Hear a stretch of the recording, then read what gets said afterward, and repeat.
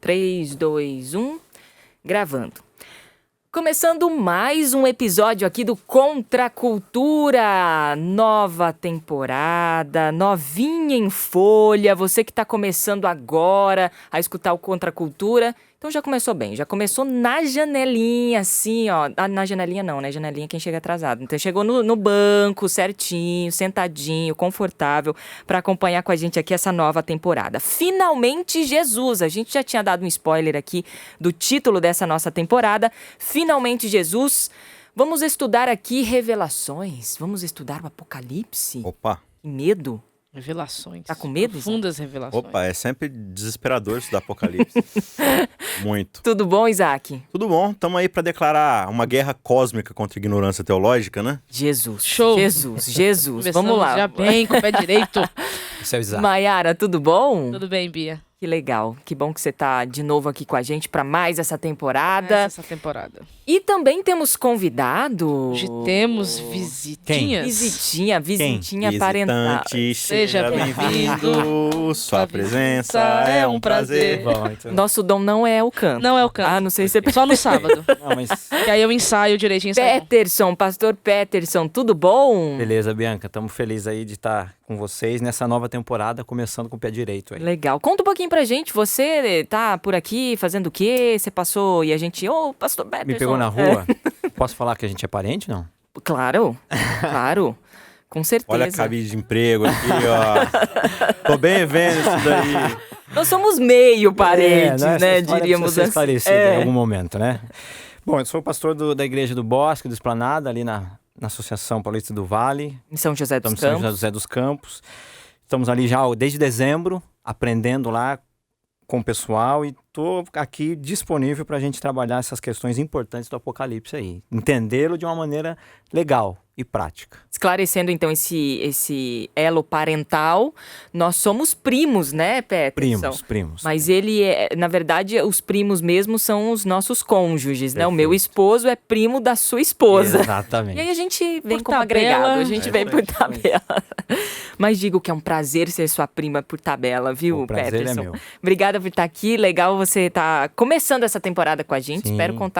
A gente espera contar com você outras tantas oportunidades e episódios. Quando pudermos, apedrejá-lo antes. A estaremos gente juntos. te incomoda, viu? E a gente vai fazer você vir, mesmo se você não puder. Brincadeira, Peterson. Não, vamos junto, é legal. Massa, legal. Bom, por aqui o nosso título, Lá e de Volta Outra Vez. Amém. Parece tipo, música, né? Aonde que Título esse de negócio música. Poético, Fala né, pra mim. meu? Você sabe Lá que isso é- e de volta outra vez. Esse é o subtítulo da história do Hobbit, do Tolkien, né? Sobre a jornada dele de ir até uma terra estrangeira, que é toda uma jornada, e voltar de volta para casa para contar essa história, né? Aqui a gente vai fazer basicamente algo similar com a Bíblia. A gente vai começar do Gênesis, vai fazer uma jornada bíblica aqui de recapitulação histórica, chegar no Apocalipse, entender Apocalipse e voltar de volta pro Gênesis para começar tudo outra vez. Olha aí. Isso é, na verdade, uma boa leitura bíblica, ela precisa ser assim, né? Então, peraí, pra gente entender o Apocalipse, que tá lá no final, a gente precisa ir pro Gênesis. Tem que voltar pro E começo. do Gênesis, passando por todo o Antigo Isso Testamento. não é um os spoiler? evangelhos. Você vai pro final antes de pegar o Esse é o texto, clássico né? livro que Essa- você sabe pode que ler. eu não entendo muito bem, às vezes, Último essa capítulo. estratégia da gente começar um evangelismo por Apocalipse. Uma coisa é você tratar isso com uma pessoa que já conhece a Bíblia, que já tem um panorama. Agora, você já ir direto no Apocalipse é um pouco complicado, porque o Apocalipse ele depende completamente Do Antigo do entendimento do Testamento. Antigo Testamento e dos Evangelhos, né? Então, quando você tem essa compreensão panorâmica da Bíblia, o Apocalipse fica mais claro. E quando você estuda o Apocalipse a essa luz, entende o Apocalipse, pelo menos basicamente, quando você volta para o panorama da Bíblia e estuda a Bíblia novamente, ela vai ficar bem mais clara ainda. E nesse processo cíclico, a gente vai se aprofundando na palavra de Deus. O nosso guia de estudo traz como título aqui o conflito cósmico, ou seja, nós vamos começar falando sobre conflito, vamos para o Apocalipse, necessariamente ou essencialmente para Apocalipse 12, mas antes vamos para Gênesis, inclusive é o que o nosso guia traz aqui, falando um pouco sobre a queda de Satanás e tal. Então, vamos lá, vamos começar essa nossa revelação, essa nossa temporada do começo. Isso aí. Quem puxa aí a fila? Gênesis 3. Antes vale dar aquela recapitulada básica em Gênesis 1 e 2. Deus cria aqui, né? O que a Bíblia chama de Elohim. Deus cria uma humanidade perfeita dentro de um mundo perfeito, dentro de um jardim que ele estabelece para o ser humano cuidar, como sua imagem e semelhança, e coloca diante do ser humano duas escolhas, né? Você pode ou acatar aquilo que eu estabeleci como bom e como perfeito para você, e dentro dessa obediência você vai viver tranquilo, você vai prosperar aí com toda a liberdade de fazer tudo menos uma única coisa, que é comer de um certo fruto que eu vou colocar aqui no meio do jardim. Ele coloca uma árvore que é a definição de bem e mal e coloca a árvore da vida. Se você permanecer comendo a árvore da vida, você vai viver para sempre aqui em liberdade, prosperando, tendo filhos, e aí você vai. Se você escolhe comer a árvore do bem e do mal, você vai trazer para si a prerrogativa de definir o que é certo e o que é errado. Ao fazer isso, você está tomando para si a prerrogativa de ser Deus, porque só Deus pode definir o que é certo e errado.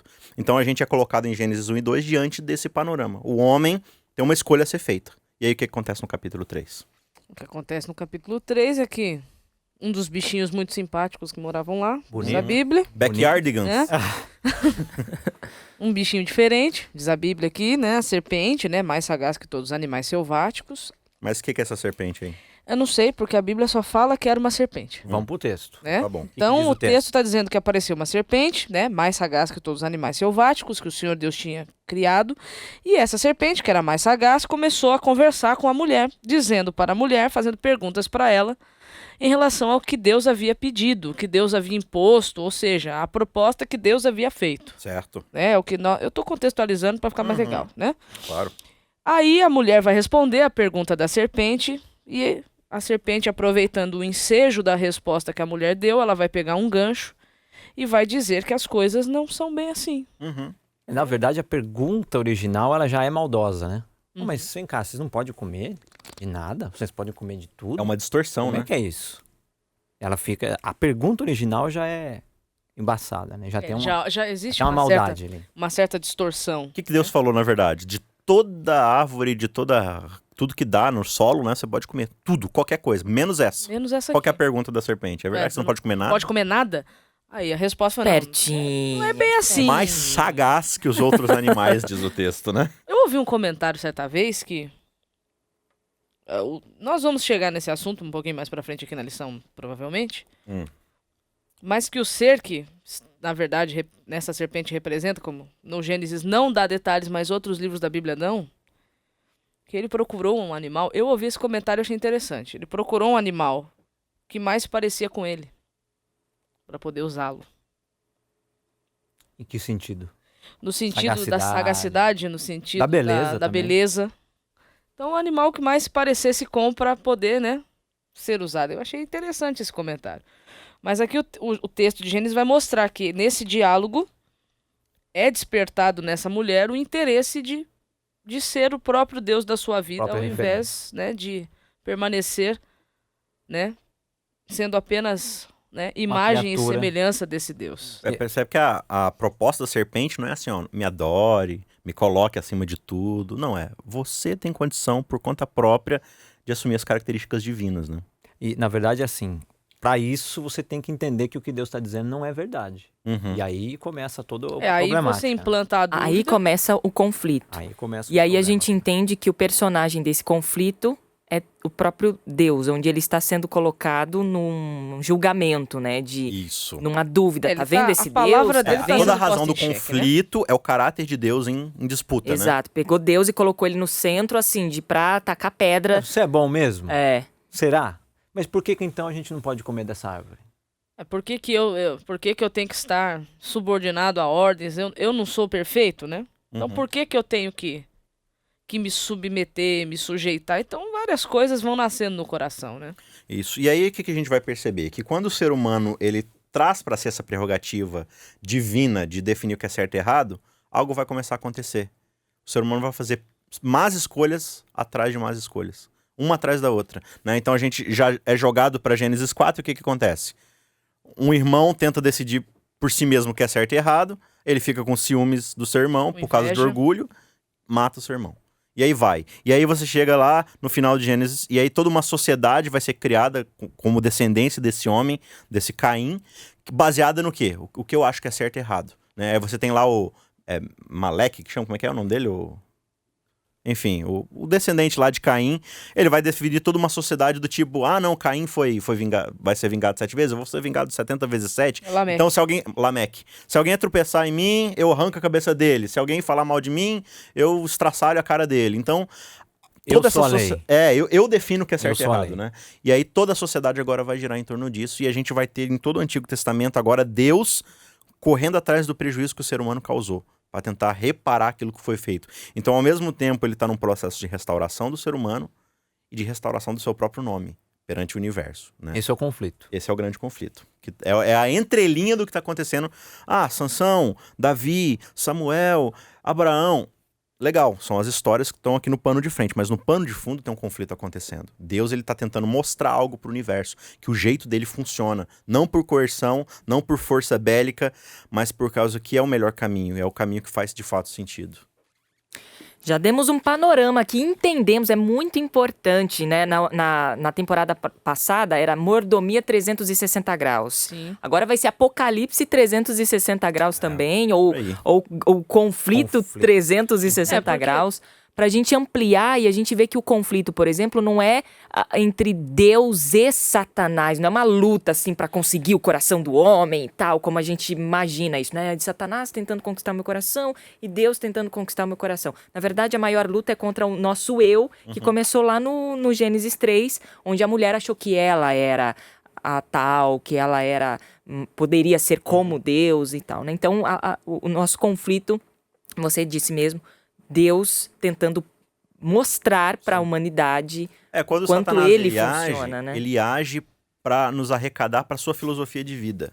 Porque ao provar que a filosofia de vida dele está correta, Ele vai ganhando ele se força. justifica diante do universo de que ele não estava errado no que fez. Exatamente. Entendeu? Que Então, Deus é o malvado da que história. o malvado da história é Deus. Então ele se justifica e ele fica bem na fita. Então, quanto mais pessoas ele conseguir trazer pro seu lado, ele entende que mais ele vai ser justificado diante do universo. Viu? Tá vendo? Não sou só eu que penso assim. E Tem é muita gente. incrível Deus permitir tudo isso acontecer. É justo. Então tem gente que não entende, por que Deus dá tanta liberdade pra Satanás agir? Por que Deus já não destruiu o diabo? Porque não tá esclarecido ainda.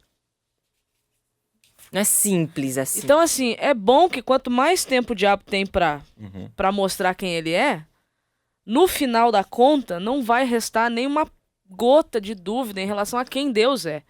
Porque deixa, então, vamos ver quem é que tá falando a verdade. E é Então, interessante você falar isso daí, porque a gente fala muito, não, Deus já tinha que destruir o mal. O grande problema, e a gente vai perceber isso no decorrer dessa temporada, é que o mal é algo que está enraizado em cada um de nós. Então, se Deus for destruir o mal, ele lança uma bomba de santidade da sua presença e da sua glória na Terra, uma bomba atômica de santidade. O que sobra? nada. Não sobra nada. Nem a terra. Então, se ele for destruir o mal, ele vai destruir tudo. Porque o mal está enraizado em cada um de nós. Então, qual que é o trabalho ali de Cristo, através da aliança, chamando Israel, chamando Abraão, todo esse papel? É de fazer uma operação cirúrgica, ao invés de simplesmente chegar jogando uma bomba.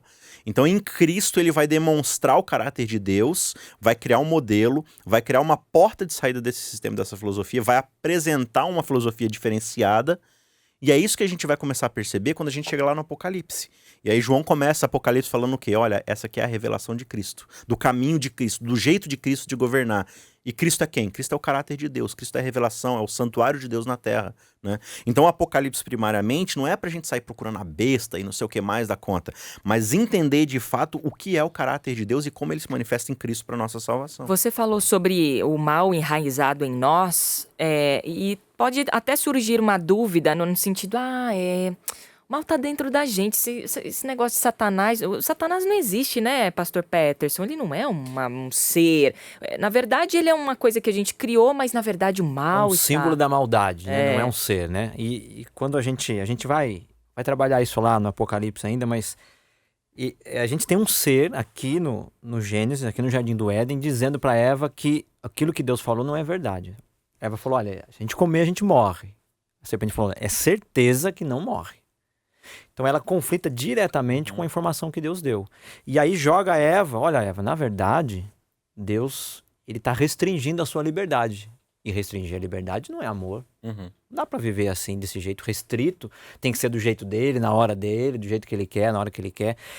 E aí a mulher começa a avaliar isso aí, né? E ela diz aqui o texto que a mulher olhou para a árvore, viu que era boa para se comer, era agradável aos olhos, desejável para dar entendimento. E a Eva começa a fazer a avaliação segundo a perspectiva dela. Então, essa maldade que está dentro do coração dela, que a serpente começa a jogar no coração dela, ela vem de um ser que planejou colocar isso no coração dela. Então, não é um negócio que é uma coisa etérea, assim. Existe um ser que pensou Real. nisso, real, que tinha uma intenção com a primeira pergunta, com a resposta que ele deu e com aquilo que ele queria criar no coração de Eva. Então, ele é o originador disso tudo, que até aqui a gente não sabe quem é. E a própria Bíblia, no Salmo 5, verso 4, vai dizer que o mal não vem de Deus. Em Tiago, capítulo 1, verso 13, vai dizer que não é Deus que tenta. Então, se não é Deus, é quem? Tem que ter alguém que está por trás disso tudo. Quem é a serpente, na verdade? Sim. A gente já... Claro que a gente não pode, né, ignorar o fato da condição da natureza pecaminosa, que ela é imanente no ser humano agora, né? Ela é intrínseca ao ser humano agora. Mas não deixa de ter toda essa força, E agora a gente vai para Apocalipse 12, e Apocalipse 12 vai lançar um pouco de luz pra gente no que aconteceu lá em Gênesis e o que aconteceu na história, né? Já chama atenção aqui, depois a gente vai entender o que é essa mulher e esse dragão, mas há um encontro entre a mulher e a serpente aqui de novo, né? Sim, é uma rememoração. Olha que interessante, você chamou a atenção um negócio que eu nem tinha a gente pensado tem que ainda. entender uma coisa muito importante sobre o Apocalipse. João, ele faz muitas alusões do Antigo Testamento. E a alusão, ela é até mais poderosa do que a própria citação. Porque a alusão, ela já traz consigo o contexto junto, de uma forma mais parafraseada, mais contextualizada. Então, ele vai fazer muitas alusões do Antigo Testamento aqui. Por isso que o Antigo Testamento, ele tem que ser, além do grande conflito ser o pano de fundo, o Antigo Testamento é a base pela qual o Apocalipse foi escrito. Muito bem. Então vamos ao encontro novamente do dragão, da serpente e da mulher, só que lá em Apocalipse 12. E a gente vai perceber que a ideia de João aqui, como a Mayara falou, de símbolos, é trazer esses significados. Então, a mulher aqui, ela vai ser retratada como esse remanescente, esse povo de Deus através da história. Então, quando você estuda a estrutura do Antigo Testamento, e como ele se desemboca em Cristo, né? Você vai ver a teologia das alianças ali, como é que Deus vai chamando indivíduos, transformando esses indivíduos em povos, em nações, em governos, e o tempo todo dirigindo para que esse povo seja a representação de Deus para um propósito. E esse povo vai desembocar no nascimento do Messias lá nos evangelhos, né? É através da descendência de Judá, que vem de Abraão, passando por Davi, até nascer Jesus Cristo. Então aqui ele está falando de uma mulher que está grávida, prestes a dar à luz. Só que ao mesmo tempo ele coloca que o dragão está na frente da mulher, esperando essa criança nascer, para destruir. Então ele tá colocando aí de fato uma briga que tá prestes a acontecer. Inclusive é o nosso verso-chave do episódio de hoje, tá em Apocalipse 12, versículo 17. O dragão se enfureceu com a mulher e passou a lutar contra o restante de seus filhos, todos os que obedecem aos mandamentos de Deus e se mantêm fiéis no testemunho de Jesus. Como é que a gente pode linkar o que a gente aprendeu lá em Gênesis, no capítulo 3, com esse verso tão estranho, né? Lá em Gênesis 3 a gente já encontra uma referência dessa, porque lá em Gênesis 3,15 é dito que haveria uma inimizade entre mulher, serpente, descendente e descendentes. Então a gente já tem uma briga sendo estabelecida lá. E aqui essa briga ela volta, né? E ela diz aqui que o descendente da mulher ele ia pisar a cabeça da serpente. Então ela estava com os dias contados. Ela não ia viver eternamente. Por isso que aqui, quando a gente encontra um dragão ante ela querendo destruir o filho, é porque seria esse filho que esmagaria, que destruiria a serpente. Perfeito. Então aqui a gente Gênesis encontra... 3,15. A gente Apocalipse encontra o 12. contrário, a gente Sim. encontra a serpente querendo destruir o filho. E você percebe na história bíblica 2 momentos onde uma criança se torna ameaça a um império, a uma filosofia e um sistema babilônico de ser, que é no Egito, quando Israel está se tornando, através das crianças, uma ameaça ao Egito e à opressão egípcia, aí vai e mata todas as criancinhas. Aí chega lá no Evangelho, um novo rei vai nascer, que vai, né, acabar com os grilhões, não só de Roma, mas do sistema religioso, de Herodes e tudo mais, mata todas as criancinhas. Então você percebe que Babilônia tem um modus operandi, que é a opressão, o assassinato, a violência, para erradicar ideias contrárias ao seu jeito de ser. Apocalipse 12,7 vai dizer assim: houve peleja no céu. Miguel e seus anjos pelejaram contra o dragão, também pelejaram o dragão e seus anjos. Todavia não prevaleceram, nem mais se achou no céu o lugar deles. E foi expulso o grande dragão, a antiga serpente, que se chama o Diabo e Satanás, o sedutor de todo mundo. Sim, foi atirado para a terra e com ele os seus anjos. Esse modo operandi da Babilônia acontece lá no céu também. Isso é legal, a gente Ele é entende. formado E lá, né? começa lá no céu. Cara, como tudo tá linkado, né? Que coisa. Tudo amarrado. A luta começa no céu, então E esse aqui problema desemboca no Gênesis 3, Aham. mas ele tem Ele tem um início. Tem uma história antes da história. Exato. Que E não aqui tá em ele já Gênesis. explica pra gente o que que é a serpente, né?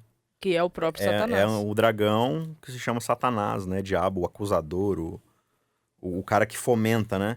Mas aí, pastor, dentro desse contexto aqui do verso 7 até o verso 9, o que que é essa guerra? Começou realmente, os caras pegaram espada, metralhadora, tanque de guerra, partiram um pra cima do outro. A gente tem algum tipo de luz aí em cima de como foi essa guerra? Tem, Alguma se a coisa gente aconteceu? olhar, temos os profetas ali, Uhum. Isaías e Ezequiel, e lá você consegue ver algum detalhe nesse sentido também. Ezequiel 28, verso 13, diz assim: estavas no Éden, jardim de Deus. Então está falando de alguém que estava lá no jardim de Deus, no jardim do Éden. Uhum. O verso 14 diz que era um querubim da guarda, ungido, que permanecia no Monte Santo de Deus, no brilho das pedras andava, ele convivia com Deus. Então, tudo esse problema começa no céu. O verso 15 diz que era alguém perfeito nos teus caminhos, desde o dia que foste criado, até que se achou iniquidade em ti. Então, ele era perfeito, ele não tinha maldade, Deus não cria maldade, Deus não planejou a maldade, mas no amor da criação livre, ele deu essa oportunidade, essa possibilidade dessa rebelião existir. E aí vem o verso 16, que vai falar de como essa guerra ela se deu inicialmente. Na multiplicação do seu comércio, se encheu o teu interior de violência e pecaste, pelo que te lançarei profanado fora do monte de Deus. Elevou-se o teu coração, verso 17, por causa da tua formosura, corrompeste a tua sabedoria por causa do teu resplendor. Então Esse a coisa texto é começa a olhar muito para rico. dentro. Ele é fantástico. Ele mostra quem é, o que fazia e por que deixou de fazer o que fazia. Esse texto é muito rico.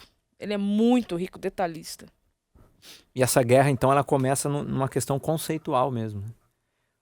O inimigo aqui, até então um anjo perfeito de luz, vivia perto de Deus, não tinha problema com a bomba de santidade, se caísse ele estava tranquilo, porque ele fazia parte dessa santidade de Deus.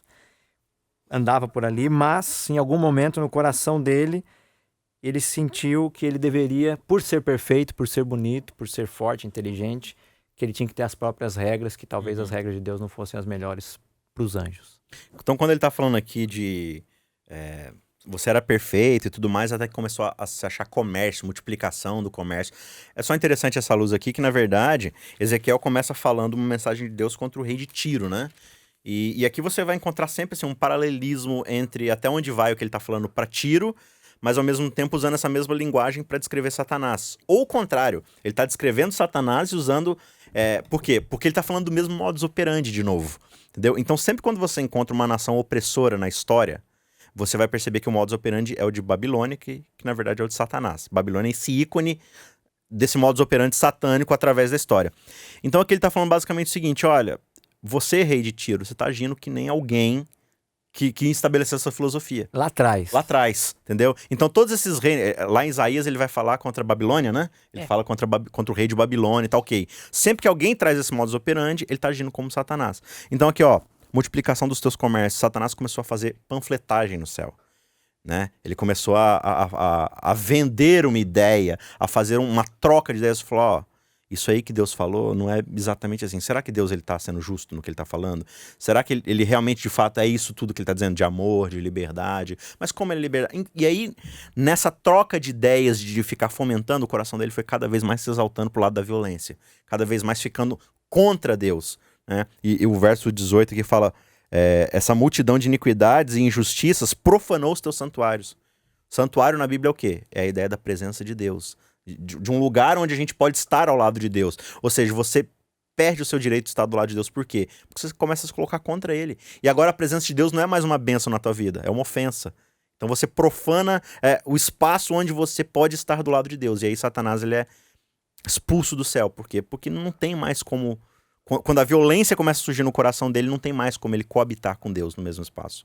Então, Isaac, só para fechar uma pergunta que a Bianca fez no começo, Legal. Satanás, então, ele é um ser. Uhum. Ele não é uma influência. Ele influencia, mas ele é um ser pessoal, criado por Deus, de uma forma que escolheu seguir um caminho diferente. E que exerce profundamente a sua influência hoje, agora, Em né? mim. Continua fazendo Enfim, esse comércio filosófico nas nossas vidas. Exatamente, ou seja, a história ainda continua, né? Há uma, não existe um final ainda. O Apocalipse não, né? Enfim, é uma revelação do que ainda está por vir. E assim, gente, o episódio acabou, mas a gente quer deixar muito claro que tem muita coisa pra gente discutir e que você já pode abrir a sua cabeça e seu coração para começar... E a sua Bíblia. E a sua Bíblia, com certeza, para começar a entender que tem muito mais coisa por detrás, que o Apocalipse não é só pegar uma tabelinha e falar assim, dragão é Satanás, mulher é a tal da igreja, o mar é povos. Não, não é isso, entendeu? Tem muito mais, a gente vai passear bastante pela Bíblia e você, claro, é o nosso convidado de sempre, você já é de casa e tá super, super, super convidado aí com a gente até o final, beleza? Olha, eu não agradeci a galera que tá assistindo a gente no começo. Eu já tava tão empolgada pra essa temporada que já fui... já fui de cara aqui pra apresentação do episódio. Um beijo especial pra você Valeu, que nos galera. assiste, pra você que nos ouve. Peterson, valeu demais. Até semana que vem. Maiara, Vamos lá. até semana que vem. Valeu, Isaac, até semana que vem. Tamo junto. Valeu, Renatinho. Obrigada a você aí de casa que sempre acompanha o Contra a Cultura.